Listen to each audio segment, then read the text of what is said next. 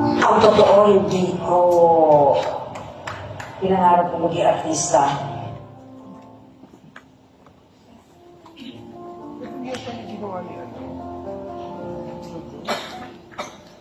Nora Honor, ipinanganak sa pangalang Nora Cabaltera Villamayor, premyadong artista sa pelikula, mga awit, producer thespian, naging kinakawan ng The Pinoy Dream. Ang kanyang pagsikat mula sa hirap habang nagtitinda ng mani at tubig sa estasyon ng bus sa probinsya at ang pag-akyat sa tugatog ng tagumpay na tinawag na superstardom patuloy kay Honor.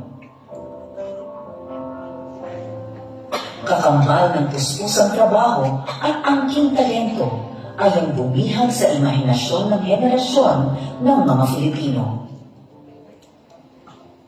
Ang sino ko ng bata ako talagang payat, maitim, tapos maliit. Parang, kasi yung sunungan yung mga mestiza, di ba? Ang talagang ginawa ko punan para makapagtrabaho ay ang aking pagkanta. But how are you to know?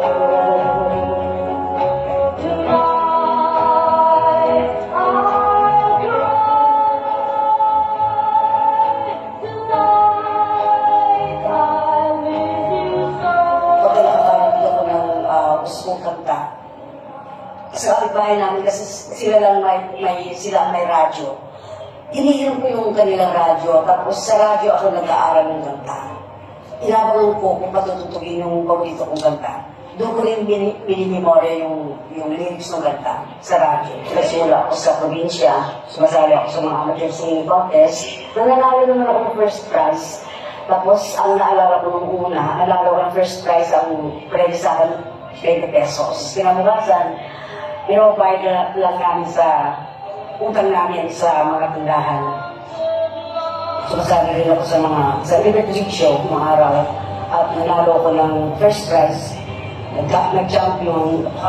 Kanta ko noon ay You Had the Night of the Music. Nanalo ko ng 2 linggo. Pangatlong linggo, talo na ako kasi wala mo na ibang kanta ko ni You Had the Night of the Music. At yun ang ginakanta ko.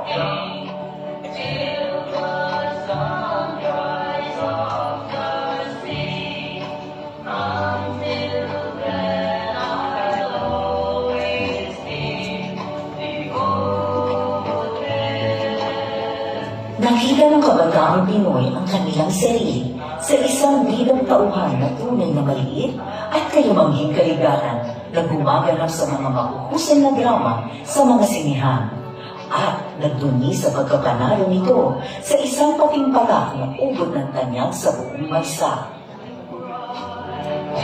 Noong araw, kasi ginagawa namin piso ng araw, puro kantahan.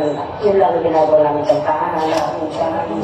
Hanggang dumating yung point na sabi ko, hindi naman habang panahon puro ganito klase ng pelikula gagawin ko kasi para bang gusto ko nang mag-eksperimento na iba namang pelikula na pwedeng magpakita ng kaya kong lumapit. Subalit, sa pelikula sadyang pumaimbulong si Honor. Isang artistang matinig sa pag-arte, nangungulo sa mga mata na patotohanan ng mga senyastes, na may maipagmamalaking kalipunan ng obrang binigyang kahulugan ng walang kupas na galing. At ngayon, nakaluklok na sa hanay ng mga di malilimutang pagganap.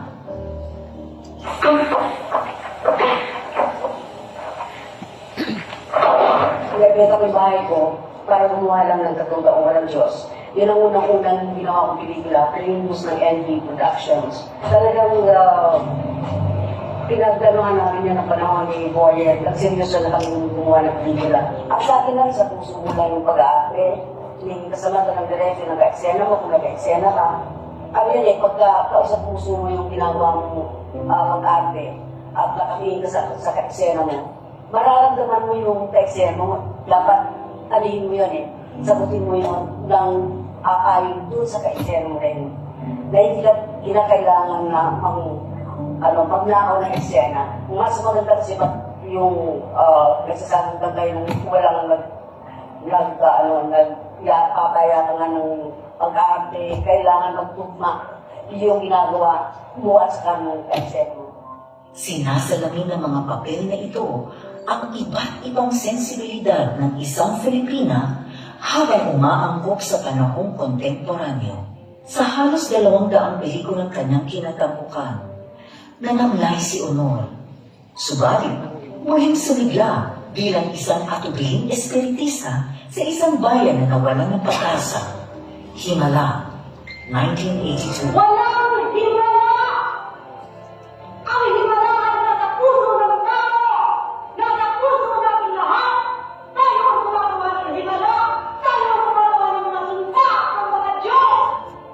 Hindi totoong sumbis ako dahil sa himala! Hindi totoong nagpakita sa akin ng mahal sa Bethlehem! Walang himala! Hindi totoong may himala! Tayo ang gumagawa ng himala! Tayo ang gumagawa ng mga sumpa sa mga Diyos! Kiling Tagahanga, Bona, 1980. Isang dalagang igorot sa gitna ng mga nagtidigmaang tribo.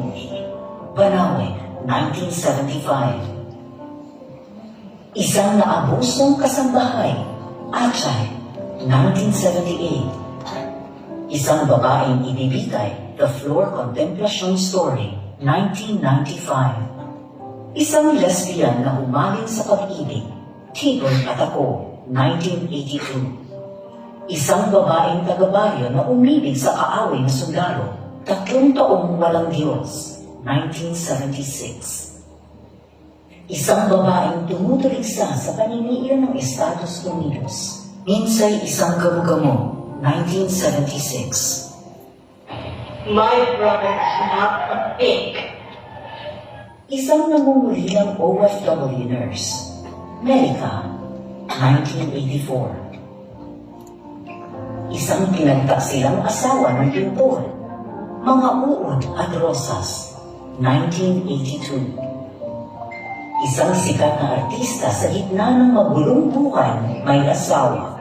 Kung ako'y iiwan mo, 1980. Isang ina na kinailangang magpasyang mabuti dahil may kapalit. Ang tunay na buhay ni Pasita M.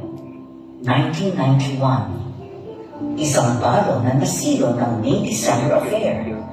Naglalayag, 2004. Isang komadronang badyang na walang anak. Thy Wound, 2012. At iba pa. Puno ng mga plaque at tropeyo ang estante ni Honor na iginawad sa kanya ng mga samahang gaya ng FAMAS, Urian, Film Academy of the Philippines, Star Awards,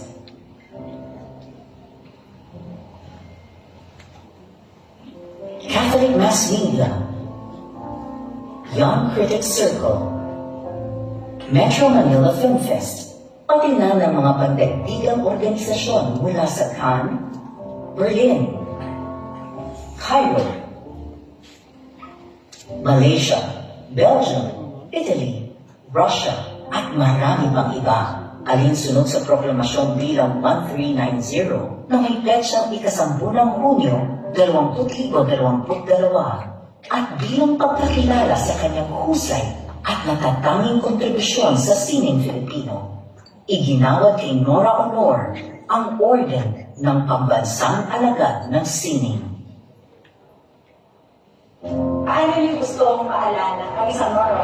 Kung sino ako, kung ano yung pagkakakilala nila sa akin, isang mga awit ng probinsya na nakipagsapan ako para mabuhay